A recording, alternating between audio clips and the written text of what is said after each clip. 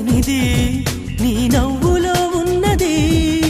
నువ్వు ఇప్పుడన్నది నేనెప్పుడు విననిది. నిన్నిలా చూసి పైనుంచి వెన్నెలే చిన్నబోతోంది. కన్నులే దాటి కలలన్నీ ఎదురుగా వచ్చినట్టుంది. ఏమో ఇదంతా నిజంగా కలలాగే ఉంది.